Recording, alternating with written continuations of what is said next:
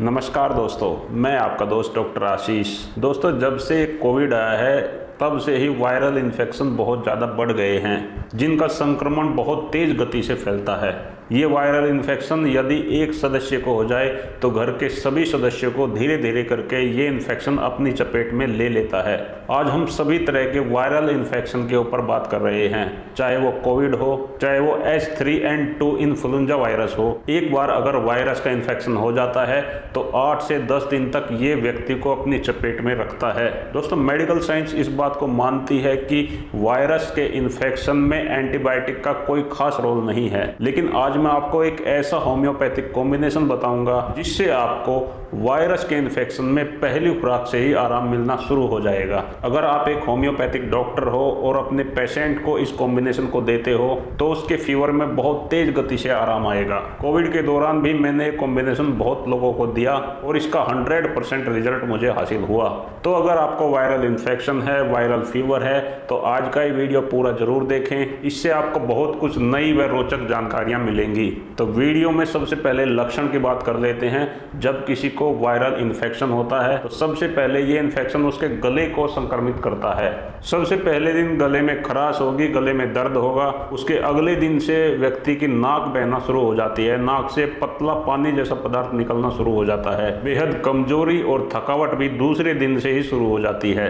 फिर तीसरे दिन व्यक्ति को सिर दर्द और पूरे शरीर में बदन दर्द की शिकायत रहती है।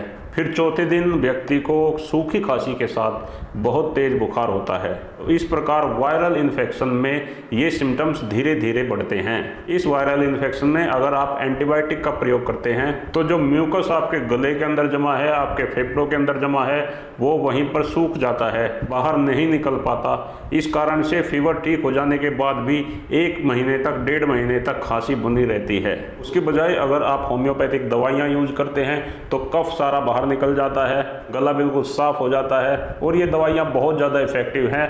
पहले दिन से ही आपको आराम मिलना शुरू हो जाता है। तो चलिए दोस्तों, अब मैं आपको उस कॉम्बिनेशन को बनाने का तरीका बता देता हूँ जो आपको वायरल फीवर में इस्तेमाल करना है। इसमें आपको 6 तरह के होम्योपैथिक डाइल्यूशन लो पोटेंसी में इस्तेमाल करने हैं। सबसे पहली और सबसे महत्वपूर्ण दवाई है आर्सेनिक एल्बम। दोस्तों, वायरल के इन्फेक्शन में जो सबसे अच्छी दवाई है वो आर्सेनिक एल्बम ही है। आर्सेनिक कोविड का संक्रमण जब चल रहा था उस दौरान भी आर्सेनिक का बहुत ज़्यादा प्रयोग किया गया था। आर्सेनिक के लक्षण है कि अगर आपकी नाक से पानी बह रहा है, अगर आपके फेफड़े के अंदर संक्रमण हो गया है तो उसमें आर्सेनिक एल्बम बहुत अच्छा काम करती है। इस कॉम्बिनेशन की दूसरी दवाई है बेलाडोना। ये सभी दवाइयाँ हमें 6CH की पोटेंसी में ही इस्तेमाल करनी है। आर्सेनिक को भी 6CH में लेना है और बेलाडोना को भी। बेलाडोना का लक्षण ये है कि जब आदमी को बहुत तेज बुखार हो जाता है तो बेलाडोना इस बुखार को, इस टेम्परेचर को कंट्रोल करती है। बेलाडोना तापमान को कम करती है और सिर दर्द में बहुत अच्छा काम करती है।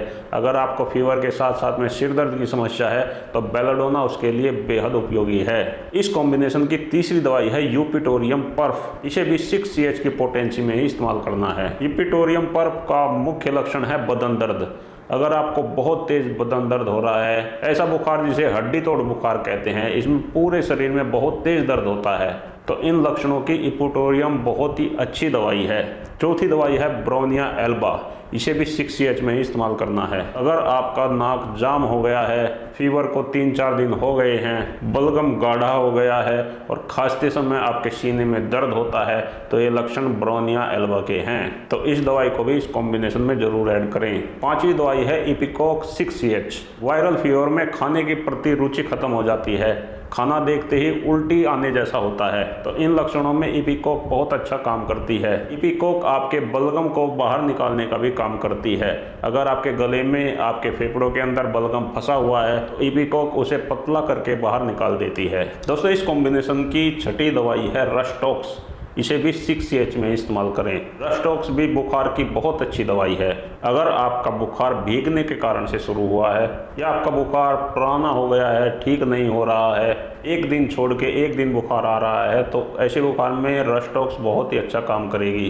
तो दोस्तों इन 6 दवाइयों को आप किसी भी होम्योपैथिक स्टोर से या किसी भी होम्योपैथिक डॉक्टर के पास से ले आइए और इन्हें एक बड़ी बोतल में एक जगह डालकर अच्छे से मिक्स कर लीजिए। तो ये आपका वायरल फीवर के लिए कॉम्बिनेशन बनकर तैयार हो गया। अब आपको इस कॉम्बिनेशन की 7 से 8 बूंदे आधे कप गुनगुने पानी में डालकर दिन में 3-4 बार लेनी है। अगर आपको वायरल का संक्रमण बहुत ज़्यादा है तो आप इसे 4 से 5 बार भी ले सकते हैं। आराम होने पर आप इसे दिन में 3 बार लेना शुरू करें और जब तक आपका फीवर पूरी तरह से ठीक नहीं हो जाता आप इसे कंटिन्यू लेते रहें। दोस्तों ये दवाइयाँ आपके वायरल के इन्फेक्शन को बिल्कुल ठीक कर देंगी। बुखार को तो ठीक करेंगे ही, बुखार के बाद में जो खांसी रह जाती है वो भी इन दवाइयों के प्रयोग से नहीं रहेगी। तो दोस्तों चाहे किसी भी तरह के वायरस का इन्फेक्शन है, आप एंटीबायोटिक दवाई लेने के बजाय ये होम्योपैथिक कॉम्बिनेशन लीजिए। आपको कोई साइड इफेक्ट भी नहीं होगा और आपका वायरल इन्फेक्शन बहुत जल्दी ठीक हो जाएगा।